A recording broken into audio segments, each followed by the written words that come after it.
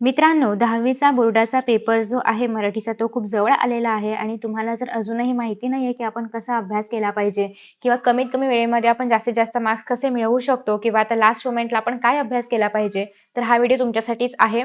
मी 10वी मध्ये स्कोर केलं होतं 99% आणि त्याच्यामध्ये मराठीमध्ये माझा स्कोर होता 98 मार्क्स आउट ऑफ 100. तर आज मी तुम्हाला सांगणार आहे, मी ते सगळे मार्क्स कसे मिळवलेले आहेत आणि त्यासोबतच मी तुम्हाला हे सुद्धा सांगणार आहे, की प्रत्येक प्रश्नाला किती मिनिटांचा वेळ द्यायचा आहे. तर एकूण काय तर या व्हिडिओमध्ये आपण सगळं बघणार आहोत. स्ट्रॅटेजी बघणार आहोत. त्यासोबतच प्रत्येक प्रश्नाला किती वेळ द्यायचा आहे हे पण आपण बघणार आहोत. So let us start.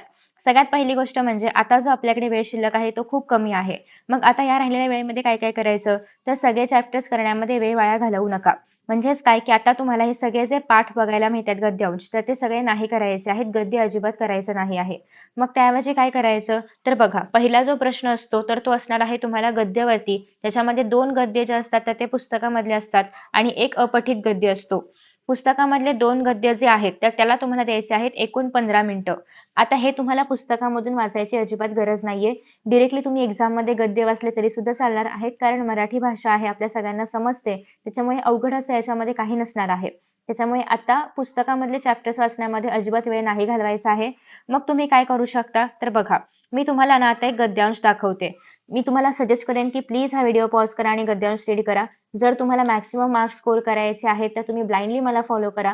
बघा तुम्हाला काय करायचं आहे आता 5 मिनिटांचा वेळ आहे तुमच्याकडे. एकतर तुम्ही याचा स्क्रीनशॉट काढा किंवा व्हिडिओ पॉज करा आणि पूर्ण पॅसेज रीड करण्याचा प्रयत्न करा. अर्थात मला माहिती आहे की तो 2-3 मिनिटातच रीड करून होईल, पण तुम्हाला ट्राय करायचं आहे की तुम्ही पटापट रीड कराल आणि समजून घेऊन रीड करायचं आहे. कारण इन केस तुम्ही जर हा चॅप्टर वाचला नसेल, तर तुम्हाला कळणार नाही की याच्यामध्ये काय दिले. सो त्यासाठी थोडासा वेळ घ्या. फक्त 5 मिनिटाच्या आत तुम्हाला हे वाचायचं आहे. म्हणजेच एकूण तुम्हाला या पहिल्या पॅसेजला 15 मिनिटांचा वेळ द्यायचा आहे. ज्याच्यामधली 5 मिनिटं आपण चॅप्टर वाचणार आहोत आणि 10 मिनिटं जी आहेत त्याच्यामध्ये आपण सगळ्या प्रश्नांची उत्तरं सोडवणार आहोत. आता बघा प्रश्नांची उत्तरं कशी सोडवायची. सगळ्यात पहिली गोष्ट म्हणजे 2 मार्कांसाठी तुम्हाला विचारलं जातं चौकटी पूर्ण करा किंवा अशा प्रकारचेच काही ऑब्जेक्टिव्ह क्वेश्चन्स की जे की पेपरमध्ये विचारले जाऊ शकतात. आता इथे त्यांनी जे सांगितलेलं आहे, हे तुम्हाला उत्तरपत्रिकेमध्ये असं लिहायचं आहे.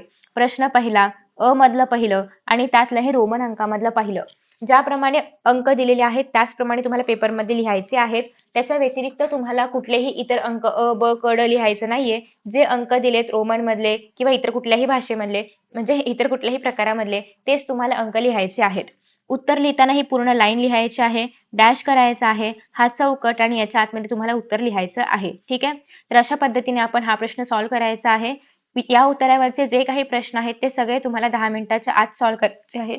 या ठिकाणी मी जे काही तुम्हाला सांगणार आहे वेळेचे मॅनेजमेंट हे सगळं मी स्वतः फॉलो केलं होतं. त्यामुळे आय होप की तुम्हाला पण हे सगळं फॉलो करून नक्कीच चांगले रिझल्ट्स मिळणार आहेत. सो तुम्ही सगळ्यांनी आता उत्तर वाचलेलं आहे तर तुम्हाला सगळ्यांना याची उत्तरं माहिती असतील. जे लोक हे एक्सरसाइज करणार आहेत ना त्यांनाच फक्त आउट ऑफ मार्क्स मिळणार आहेत. सो प्लीज व्हिडिओ पॉज करून तुम्ही हे रीड करायचं आहे. त्यानंतर पुढचा प्रश्न आहे तो म्हणजे आकृतिबंध पूर्ण करा. सगळ्यात महत्त्वाचं म्हणजे ही जशी डायग्राम दिली आहे same to same ditto diagram तुमच्या आन्सर शीटमध्ये असली पाहिजे. पॉसिबल असेल तर पेनाने ड्रॉ करा, पेन्सिलने पण चालेल पण पेनाने प्रेफर करा. नेक्स्ट आहे ते म्हणजे स्वमत. खूप जणांना प्रश्न आहे की स्वमत कसं लिहायचं, कसं लिहायचं, कसं लिहायचं. तर बघा स्वमतामध्ये काय सांगितलेलं आहे, चैत्रातल्या पिंपळाच्या नवपालवीच्या रूपाचे सौंदर्य तुमच्या शब्दामध्ये स्पष्ट करा. तर तुम्हाला आठवायचं आहे की नवीन पालवी फुटल्यावरती ते झाड कसं दिसतं किंवा नवीन पालवी म्हणजे नवीन सुरुवात आहे वगैरे वगैरे करत तुम्हाला या ठिकाणी 3 मार्कांसाठी कमीत कमी 8 ते 10 ओळींचं स्वमत लिहायचं आहे. 8 ते 10 ओळी मिनिमम असल्याचं पाहिजेत. दुसरी गोष्ट खाडाखोड शक्यतो टाळायची आहे आणि तिसरी गोष्ट म्हणजे उत्तरामध्ये कुठल्याही प्रकारचे ग्रॅमॅटिकल मिस्टेक्स होऊ द्यायचे नाहीत. कारण कुठलाही भाषा विषय असू दे, मराठी आहे, हिंदी आहे, संस्कृत आहे, इंग्लिश आहे, काही पण असू दे. त्याच्यामध्ये तुम्हाला कमीत कमी ग्रॅमॅटिकल मिस्टेक्स ज्या आहेत त्या करायच्या आहेत. आफ्टर दॅट बघा, आता याच्यामध्ये कसं उत्तर लिहायचं पॅरेग्राफमध्ये की मुद्द्यानुसार? तर उत्तर लिहायचं आहे पॅरेग्राफमध्ये. तुम्ही थोडीफार आयडिया या पॅसेजमधून घेऊ शकता. बट अल्टिमेट उत्तर हे तुमच्या मनाप्रमाणेच असलं पाहिजे. 3 मार्कांसाठी 8 ते 10 ओळींचं उत्तर लिहायचं आहे. दुसरा पॅसेज पण तुम्हाला आपल्याच पुस्तकामधून बघायला मिळते महर्षी कर्वे यांचा. अगेन प्लीज व्हिडिओ पॉज करा आणि हा पॅसेज रीड करा, समजून घेण्याचा प्रयत्न करा. 5 मिनिटाचा टायमर तुम्हाला लावायचा आहे आणि हा पूर्ण पॅसेज रीड करायचा आहे. फॉलो करा मी जे सांगते ते, तर तुम्हाला मी गॅरंटी देऊ शकते की तुम्हाला शेवटी अभ्यास करून सुद्धा म्हणजे अगदी लास्ट मोमेंटला अभ्यास करून सुद्धा पण तुम्ही आरामात 95 च्या वर म्हणजेच रिटन पेपरमध्ये 75 च्या वर स्कोर करू शकता 80 आउट ऑफ. त्याच्यामुळे प्लीज ट्राय करा की तुम्ही ह्या सगळ्या एक्सरसाइज फॉलो कराल. आय होप की व्हिडिओ पॉज करून तुम्ही हा पॅसेज रीड केला असेल. 5 मिनिटं याला आपण दिलेली आहेत. त्यानंतर पुढे आता आपण बघणार आहोत ते म्हणजे याच्यावरच्या प्रश्नांची उत्तरं, ज्याला आपल्याला द्यायचा आहे 10 मिनिटांचा वेळ. आता याच्यामध्ये पहिलं जे आहे ते म्हणजे आकृती पूर्ण करा. ज्या ठिकाणी तुम्हाला जशी दिली आहे तशी सेम डायग्राम ड्रॉ करायची आहे आणि मग उत्तरं लिहायची आहेत. दुसरं आहे नावे लिहा. यामध्ये पण हा प्रश्न लिहायचा आणि मग पुढे त्याचं नाव लिहायचं. अगेन स्वमतामध्ये काय सांगितलेलं आहे, स्त्रियांनी शिकणे अत्यंत गरजेचे आहे. या विधानामागील महर्षी कर्वे यांचा दृष्टिकोन स्पष्ट करा. आता यांनी असं नाही विचारलंय की तुमचं मत लिहा किंवा तुमचा दृष्टिकोन सांगा, नाही. त्यांनी महर्षी कर्वे यांच्याबद्दल विचारलंय. सो तुम्हाला या पॅसेजमध्ये जे दिलंय त्याच्या अनुषंगाने उत्तर लिहायचं आहे. किती ओळींचं उत्तर लिहायचं आहे? 8 ते 10 लाईन्सचं उत्तर असलं पाहिजे 3 मार्कांसाठी. आता बघा याच्यामध्ये कोणते कोणते पॅसेज विचारले जातात टेक्स्ट बुक मधले. तर बोलतो मराठी, आजी कुटुंबाचं आगळ, वसंत हृदय चैत्र. त्यानंतर नेक्स्ट आहे ते म्हणजे वाट पाहताना. त्यानंतर आहे गवताचे पाते, अप्पांचे पत्र. त्यानंतर गोष्ट अरुणिमाची, करते सुधारक कर्वे. ह्याच्यावरतीच आता आपण पॅसेज बघितला. काळे केस आहे, सोनाली आहे, निर्णय आहे आणि सर्व विश्वची व्हावे सुखी. तर 3 3 3 3 एकूण तुमच्याकडे 3 चोक 12 पाठ आहेत आणि या पाठांमधलेच प्रश्न फक्त गद्यांशमध्ये येतात. कुठलेही 2 तुम्हाला येणार आहेत. आता पहिली गोष्ट म्हणजे मी तुम्हाला आधीच क्लिअर केलंय की पाठ आता वाचायची गरज नाहीये, कारण मराठी आपली मातृभाषा असल्यामुळे आपण डायरेक्टली एक्झाममध्ये पण हे क्वेश्चन सॉल्व्ह करू शकतो. स्वमताचं टेन्शन घेऊ नका. स्वमताबद्दल मी एक सेपरेट व्हिडिओ अपलोड करणार आहे, ज्यामध्ये आपण बघणार आहोत की डिटेलमध्ये स्वमत कसं लिहायचं. तर आता तुम्हाला टाइम मॅनेजमेंट कळलेलं आहे. नेक्स्ट आहे ते म्हणजे अपठित गद्य. अर्थात हे गद्य आपण याच्या आधी नाही वाचलंय, त्यामुळे तुम्हाला याला पूर्ण 5 ते 7 मिनिटांचा वेळ द्यायचा आहे आणि सविस्तर हे जे गद्यांश आहे तर ते रीड करायचं आहे आणि समजून घ्यायचं आहे. त्यानंतर उरलेल्या 2 वेळेमध्ये तुम्ही आरामात, आता याला काही जास्त वेळ नाही लागणार, फक्त चुकी बरोबर एवढंच तुम्हाला इथे लिहायचं आहे. सो हे कमीत कमी वेळेमध्ये पटकन होऊन जाणारे प्रश्न आहेत. आफ्टर दॅट नेक्स्ट आहे ते म्हणजे विधाने पूर्ण करा. याला पण काही जास्त वेळ नाही लागणार आहे. साधारणतः 5 मिनिटात जर तुम्ही 2दा उतारा, 5 मिनिटांमध्ये हा उतारा 2दा वाचून होऊ शकतो. आणि उरलेले जे 5 मिनिटं तुमच्याकडे आहेत त्यामध्ये तुम्हाला क्वेश्चन आणि आन्सर सॉल्व्ह करायचे आहेत. याच्यामध्ये कुठल्याही प्रकारचं स्वमत येत नाही, त्याच्यामुळे तुम्हाला जास्त वेळ नाही द्यावा लागणार. फक्त हे ऍक्टिव्हिटी बेसवालेच क्वेश्चन्स येतात. कधी कधी असं होऊ शकतं की तुम्हाला हा पॅसेज वाचून नाही समजणार. डोंट वरी, 2दा वाचा, तुमच्याकडे वेळ आहे. 5 मिनिटात तुम्ही जितक्या वेळ वाचू शकता तितक्या वेळ तुम्हाला हा पॅसेज वाचायचा आहे, आरामात वाचायचा आहे. ठीक आहे. सो याच्यावरचे प्रश्न अतिशय इझी असतात, डायग्रामॅटिकली असतात, ज्याची उत्तरं तुम्हाला आरामात पॅसेजमध्ये मिळतील. स्वमत वगैरे नाहीये, त्याच्यामुळे मार्क्स कट होण्याचा प्रश्नच नाहीये. याच्यामध्ये तुम्हाला आउट ऑफ मार्क्स मिळणार आहेत. इव्हन पहिले 2 जे आपण गद्य विभागामधले प्रश्न पाहिले त्याच्यामध्ये सगळ्यामध्ये आउट ऑफ मार्क्स मिळतात.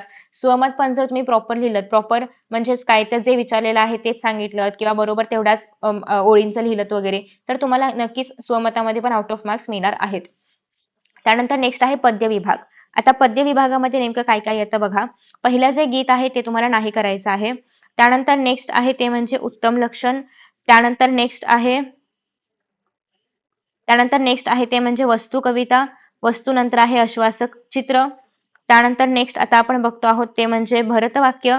भरतवाक्य नंतर आहे खोद आणखी थोडेसे, आकाशी झेप घेरे आणि तू झालास मूक समाजाचा नायक. म्हणजे एकूण तुमच्याकडे फक्त आणि फक्त 7च कविता आहेत. सो पद्यामध्ये ना तुम्हाला एक कविता जी आहे तर ती प्रश्न उत्तरासाठी विचारली जाते, जी की ती लिहून दिली जाईल. त्याच्यामुळे याचा काहीच प्रश्न नाहीये. ठीक आहे, ती तुम्हाला ऑलरेडी लिहून दिलेली आहे कविता. आफ्टर दॅट नेक्स्ट, आता ही जी कविता लिहून दिलेली आहे याला सॉल्व्ह करायला तुमच्याकडे 15 मिनिटांचा वेळ आहे. कविता आता वाचायची गरज नाहीये, कारण तुम्हाला आज जो अभ्यास करायचा आहे परीक्षेच्या आधी तो आहे कवितांचा. कारण तसंही आपण चॅप्टर्सचा कुठलाही अभ्यास करत नाही आहोत. मग आता तुम्हाला काय करायचं आहे, तर प्रत्येक कविता जी की मी अपलोड केलेली आहे ती चेकआउट करा. त्या सगळ्याच्या लिंक्स तुम्हाला बघायला मिळतील. कारण मी त्या व्हिडिओजमध्ये तुम्हाला प्रत्येक वाक्याचा अर्थ सांगितलेला आहे, जेणेकरून तुम्ही एक्झाममध्ये ते एक्झाम्पल्स देऊन किंवा तशा प्रकारे अर्थ लिहू शकता. दुसरी गोष्ट अशी आहे की जेव्हा तुम्ही पद्य विभाग सॉल्व्ह करणार आहात तेव्हा तुम्हाला अजून कविता ज्या आहेत त्या रसग्रहण आहे, काव्य सौंदर्य वगैरे आहे यासाठी विचारलं जातं. त्याच्यामुळे या 7 पैकी 7 कवितांच्या ओळींचा अर्थ तुम्हाला माहिती असला पाहिजे. डायजेस्ट मधून रीड करा किंवा व्हिडिओज पहा, एकदम बेस्ट आहे. आता बघा याच्यावरती ना जे प्रश्न विचारले जातील ते तुम्ही 10 मिनिटांमध्ये सॉल्व्ह करू शकता. पहिला तुम्हाला विचारलेला आहे कृती पूर्ण करासारखे क्वेश्चन्स. याच्यामध्ये मग तुमच्याकडे वेब डायग्राम्स वगैरे पण विचारले जाऊ शकतात. बाय द वे, हे आश्वासक चित्र या कवितेमधला काही पाठ घेतलेला आहे. त्यानंतर शब्दसमूहांचा तुम्हाला समजलेला अर्थ, हा क्वेश्चन तुम्हाला कधी अटेम्प्ट करता येईल, जेव्हा तुम्हाला प्रत्येक ओळ जी आहे कवितेमधली त्याचं मिनिंग माहिती असेल. ते कधी माहिती होईल, जेव्हा तुम्ही माझे व्हिडिओज पाहाल तेव्हा तुम्हाला कळेल की प्रत्येक ओळीचा अर्थ मी सांगितलेला आहे. नेक्स्ट आहे खालील काव्यपंक्तीमधील सरळ अर्थ लिहा. सेम यासाठी पण तीच प्रिपरेशन आहे की तुम्हाला इथं डायजेस्ट मधले सरळ अर्थ करायचे आहेत किंवा तुम्ही मी जे व्हिडिओज अपलोड केलेले आहेत ते ऐकून त्याचे पण सरळ अर्थ जे आहेत ते लिहू शकता. त्यानंतर नेक्स्ट आहे ते म्हणजे काव्य सौंदर्य. तर काव्य सौंदर्यापर्यंत सगळं तुम्हाला काय करायचं आहे 10 मिनिटांमध्ये करायचं आहे उरलेल्या. आता काव्य सौंदर्यामध्ये आपण काय करतो तर बघा, सगळ्यात पहिली गोष्ट म्हणजे याच्यामध्ये विचार सौंदर्य, आशय सौंदर्य, भाषिक वैशिष्ट्ये अशा प्रकारे पॉइंट्स जे आहेत तर ते पडलेले असतात. आता विचार सौंदर्यामध्ये ना या ओळींमधून काहीतरी विचार व्यक्त होतोय. म्हणजे उद्याचा दिवस कसा असेल किंवा उद्याचं जगणं कसं असेल या प्रकारचा काहीतरी विचार याच्यामधून प्रकट होतोय. तर हा तुम्हाला कनेक्ट करायचा आहे आपल्या भारताच्या विकासाशी किंवा इतर काही गोष्टींशी, जेणेकरून तुम्ही याच्यावरती मुद्दे पण देऊ शकता आणि आरामात उत्तर लिहू शकता. सो अतिशय इम्पॉर्टंट क्वेश्चन आहे. आरामात तुम्हाला सॉल्व्ह करायचा आहे. 10 मिनिटात हे जे आहे ते सगळं झालं पाहिजे. पुढची 10 मिनिटं जी आहेत त्याच्यामध्ये आपल्याला उत्तम लक्षण किंवा आकाशी झेपघेरे ह्या ज्या 2 कविता आहेत. उत्तम लक्षण, आकाशी झेपघेरे आणि आता जस्ट आपण कुठली कविता बघितली अस्वस्थ चित्र. सो 3 कविता तर याच्यामधल्या विचारून झालेल्या आहेत. अजून एक कविता येईल पुढे आणि मग उरलेल्या ज्या काही कविता आहेत तर त्या म्हणजे एक कविता येते पद्य विभागामध्ये प्रश्न उत्तरासाठी, एक कविता येते ती म्हणजे तुम्हाला रसग्रहण करण्यासाठी. त्यानंतर 2 पैकी 1 कविताचं तुम्हाला काय करायचं आहे माहिती लिहायची आहे. आता प्रस्तुत कवितेचे कवयित्री किंवा कवी यांचं नाव तुम्हाला इथे नाही दिलंय. तर तुम्हाला प्रत्येक कवितेच्या कवीचं नाव जे कवी कवयित्री जे पण असेल ते त्यांचं नाव पाठ करून जायचं आहे कंपल्सरीली. ठीक आहे. त्यानंतर कवितेचा विषय कुठला आहे. आता या 7 कविता जेव्हा तुम्ही वाचाल ना तेव्हा सुरुवातीला त्याचे विषय वगैरे पण वाचायचे आहेत जेणेकरून तुम्हाला एक आयडिया मिळेल आणि मग त्याच्या आधारे तुम्ही जे आहे तुमचं उत्तर लिहू शकता. ठीक आहे. सो कवितेचा विषय काय आहे तो ॲडजस्ट मधून मास्टर की मधून कुठूनही बघू शकता. नेक्स्ट आहे कविता तुम्हाला आवडली का, आवडली असेल तर का आवडली आणि नसेल तर का नाही आवडली. हे सगळे मुद्दे तुम्हाला इथे लिहायचे आहेत. त्यानंतर नेक्स्ट आता इथपर्यंत 10 मिनिटात सगळं झालं पाहिजे. त्यानंतर नेक्स्ट जे आहे ते म्हणजे रसग्रहण. आता रसग्रहणामध्ये नेमकं काय करायचं असतं तर या ठिकाणी अजून एक नवीन पोयम असते. म्हणजे बघा पद्याच्या प्रश्न उत्तरांना एक पोयम, त्यानंतर अशा पद्धतीने माहिती लिहायला 2 पैकी 1 पोयम आणि त्यानंतर आहे रसग्रहण. अशा पद्धतीने एकूण तुम्हाला 4च कविता ज्या आहेत त्या परीक्षेमध्ये विचारल्या जातात आणि तुमच्या टेक्स्टबुकमध्ये एकूण 7 कविता दिलेल्या आहेत. आता रसग्रहण करताना कसं करायचं तर तुमच्याकडे 3 मुद्दे तुम्हाला माहिती असले पाहिजेत. एक तर पहिली गोष्ट म्हणजे आशय सौंदर्य माहिती असलं पाहिजे. त्यानंतर लास्ट म्हणजे भाषिक वैशिष्ट्ये माहिती असली पाहिजेत. त्यासोबतच तुम्हाला अर्थ सौंदर्य माहिती असलं पाहिजे. आता याच्यामध्ये नेमकं कुठल्या सेक्शनमध्ये काय लिहायचं हे तुम्हाला डिटेलमध्ये सांगणार आहे. तुम्हाला जर व्हिडिओ हवा असेल तर खाली कमेंट बॉक्समध्ये कमेंट करून सांगा. बाय द वे हे 4 मार्कांचा प्रश्न असल्यामुळे अतिशय इम्पॉर्टंट आहे रसग्रहणाचा. त्यानंतर नेक्स्ट आहे स्थूलवाचन. सगळ्यांना माहिती असेल की या ठिकाणी जे पिंक लाईन्समध्ये लिहिलेलं आहे बालसाहित्यिक गिरिजा किर असेल किंवा मनक्या पेरण्या लागा आहे, विरांगना आहे, व्युत्पत्ती कोश आहे. हे सगळे जे काय आहेत ना हे सगळे तुम्हाला कशामध्ये पाहायला मिळतात स्थूल वाचनामध्ये. स्थूल वाचनामध्ये 6 मार्कांसाठी 2 प्रश्न लिहायचे असतात. सो कोणतेही 2 जे तुम्हाला आवडतील ते तुम्ही इथून चूज करू शकता. खरं तर ना व्युत्पत्ती कोश याच्यावरचे जे प्रश्न आहेत ते अतिशय इझी आहेत. सो ते एक करा आणि त्यानंतर ऍक्च्युली तुम्हाला याच्यासाठी काय करायचं आहे फक्त आणि फक्त स्वाध्यायामधले प्रश्न करायचे आहेत. आता लास्ट मोमेंटला तुम्ही काय करू शकता तर एकतर मी सगळे जे व्हिडिओज आहेत स्थूल वाचनाचे तर ते अपलोड केलेले आहेत ते चेकआउट करू शकता जेणेकरून तुम्हाला एक समरी मिळेल आणि मग तुम्ही आरामात ह्याचे उत्तरं जी आहेत तर ते लिहू शकता. सो तो व्हिडिओ नक्की चेकआउट करा. दुसरी गोष्ट म्हणजे ऑलरेडी याच्यामध्ये काय काय आहे जे स्वाध्यायामधले प्रश्न आहेत माणुसकी किंवा माणसे पेरा माणुसकी उगवेल वगैरे किंवा टिपा लिहा हे सगळे क्वेश्चन्स खूपदा रिपीट झालेले आहेत. सो एकदा PYQs पण चेक करा आणि 6 मार्क जे आहेत ते कन्फर्म करा. त्यानंतर भाषा अभ्यासवरती मी ऑलरेडी एक व्हिडिओ अपलोड केलेला आहे ज्यामध्ये आपण पूर्ण भाषा अभ्यास जो आहे तर तो कव्हर केलेला आहे 20 मिनिटाच्या आतमध्ये 16 मिनिटांमध्ये वगैरे. सो आता या ठिकाणी बघा सामासिक शब्द आणि समासाचं नाव तुम्हाला बघायला मिळते. तुम्हाला फक्त जोड्या जुळवायच्या आहेत. किती इझी आहे. तर अशा प्रकारचे प्रश्न परीक्षेमध्ये विचारले जातात. त्यानंतर बघा शब्दसिद्धीवरती मी डिटेल व्हिडिओ अपलोड केलेला आहे ज्यामध्ये आपण बघितलं की उपसर्ग काढला तर काय होतं, उपसर्ग घटित काय असतं, प्रत्यय घटित काय असतं वगैरे वगैरे वगैरे. सो ते सगळे शब्द तुम्हाला इथे लिहायचे आहेत. व्हिडिओ अपलोड केलेला आहे. नेक्स्ट आहे वाक्प्रचार जे आहेत ते तुम्हाला कोणते पण 2 वाक्प्रचाराचा अर्थ सांगायचा आहे आणि मग ऍक्च्युअल वाक्प्रचाराचा वाक्यात उपयोग करायचा आहे. हे आहे 4 मार्कांसाठी. म्हणजे प्रत्येक वाक्प्रचाराला 1 मार्क अर्थ लिहायला आणि 1 मार्क वाक्यात उपयोग करायला. सो हातचे मार्क्स आहेत. आरामात सगळ्यांना मार्क्स मिळतात. सो प्लीज ट्राय करा की तुम्ही हे सगळे क्वेश्चन्स जे आहेत ते अटेम्प्ट कराल. नेक्स्ट आहे भाषिक आधारांवरती कृती करा किंवा आधारित कृती. सगळ्यात पहिली म्हणजे शब्दसमूहाबद्दल एक शब्द जो मी ऑलरेडी डिटेल व्हिडिओ अपलोड केलेला आहे ज्यामध्ये तुम्हाला सगळे क्वेश्चन्स जे आहेत ते बघायला मिळतील. सो आता बघा यासाठी व्हिडिओज बघणं हाच एक ऑप्शन आहे तुमच्याकडे. 1 मार्कासाठी तुम्हाला योग्य शब्द जे आहेत ते निवडायचा आहे. त्यानंतर आफ्टर दॅट नेक्स्ट आपल्याकडे आहे ते म्हणजे आई. आता याच्यामध्ये काय होणार आहे तुम्हाला ना आई हा जो शब्द आहे तर या शब्दाचा एक मिनिट हा तुम्हाला आई हा जो शब्द आहे ना, तर या शब्दाचे 2 समानार्थी शब्द आहेत, तर ते लिहायचे आहेत. मग कोणतं पण जननी, माता वगैरे लिहू शकता. त्याच्यामुळे हे तर अतिशय इझी आहे. नेक्स्ट आहे शब्दांचं वचन ओळखा. आता एक नदी असते, त्याच्यामुळे एक वचन, गोट्या अनेक आहेत, त्याच्यामुळे अनेक वचन. तर अशा पद्धतीने एवढंच लिहायला तुम्हाला बघा 1 मार्क दिलेला आहे अख्खा. नेक्स्ट आहे ते म्हणजे खालील शब्दांपासून 2 अर्थपूर्ण शब्द तुम्हाला तयार करायचे आहेत. दुकान आणि दार वगळून तुम्ही कुठले पण 2 शब्द घेऊ शकता. बघा कान हा शब्द या ठिकाणी तुम्ही घेऊ शकता. त्यानंतर नेक्स्ट बघा अजून तुम्हाला काय काय सापडते आणि त्याप्रमाणे तुम्ही 2 शब्द जे आहेत तर ते बनवू शकता 1 मार्कासाठी. ठीक आहे. आफ्टर दॅट नेक्स्ट आहे ते म्हणजे लेखन नियमानुसार लेखन. तुम्हाला याच्यामधला चुकीचा शब्द जो आहे तर तो काढून अचूक शब्द निवडायचा आहे. सगळ्यात पहिली गोष्ट म्हणजे हे ऑलरेडी आपल्या टेक्स्ट बुक मध्ये अवेलेबल आहे अचूक शब्दांवाला, तर ते तुम्ही करायचं आहे. त्यातलेच क्वेश्चन्स मोस्टली ह्याच्यामध्ये विचारले जातात. तर कोणतेही 4 तुम्हाला सोडवायचे आहे आणि प्रत्येक क्वेश्चन हा हाफ मार्कसाठी आहे. नेक्स्ट आहे ते म्हणजे विरामचिन्हे. तुम्हाला फक्त ओळखून लिहायचं आहे की हे कुठलं विरामचिन्ह आहे, प्रश्नार्थक चिन्ह आहे किंवा अवतरण चिन्ह आहे, जे काही असेल ते. सो हे लिहायला तुम्हाला पूर्ण 1 मार्क आहे. त्यानंतर पारिभाषिक शब्द, अगेन पारिभाषिक शब्द जे आपल्या पुस्तकाच्या शेवटी अवेलेबल आहेत त्याच्यावरतीच प्रश्न विचारले जातात. सो तेच सगळ्यांनी करायचं आहे, त्याच्या बाहेरचं काही नाही. ठीक आहे. तर अशा पद्धतीनं ना आतापर्यंत 110 मिनिटांमध्ये आपला पेपर लिहून होतो. पण आपला पेपर जो आहे तर तो 3 तासांचा वगैरे असल्यामुळे या ठिकाणी आपल्याला आता जे उपयोजित लेखन आहे त्याला आपण पूर्णतः 70 मिनिटांचा वेळ देतोय, म्हणजे इतका वेळ त्याला आपण देणार आहोत. आता याच्यामध्ये बघा पहिल्याच प्रश्नामध्ये 2 ऑप्शन आहेत. एक तर तुम्ही पत्रलेखन करू शकता किंवा एक तर तुमच्याकडे ऑप्शन आहे की जो आपण सुरुवातीला पॅसेज वाचला तर त्याचा सारांश तुम्ही लिहू शकता. आता बघा पत्रलेखनाचा फॉर्मॅट मी ऑलरेडी अपलोड केलेला आहे. तुम्हाला परीक्षेमध्ये अभिनंदन पत्र, विनंती पत्र आणि मागणी पत्र यासारखे 3च पत्रांचे प्रकार विचारले जातात. सो ते फार इम्पॉर्टंट आहेत.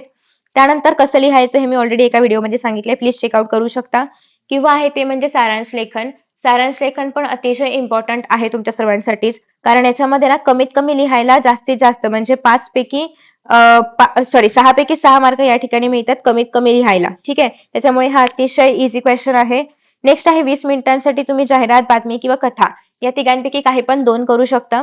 माझ्या मते कथापेक्षा पण जाहिरात आणि बातमी जी आहे तर ती इझी आहे. कारण कथामध्ये तुम्हाला इमॅजिन करावी लागणार की ही कथा कधी कुठे घडली होती, मग तेव्हाचं सगळं लिहावं लागणार. ठीक आहे.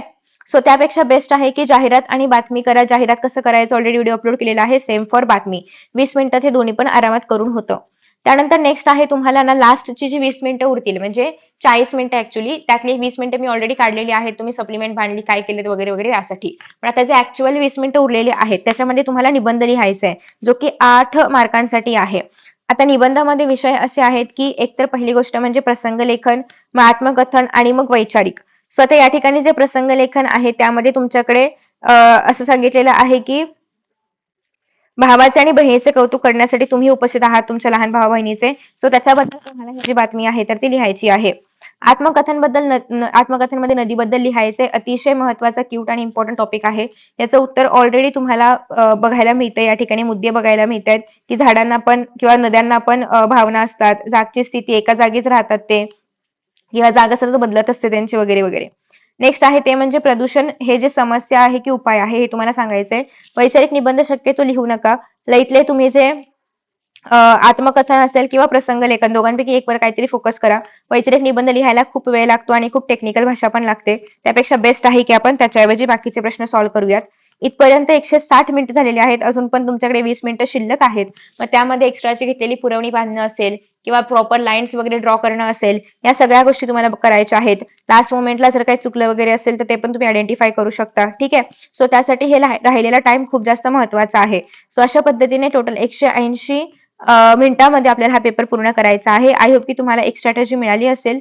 Thank you so much for watching. Best of luck for exams and see you next video. Bye.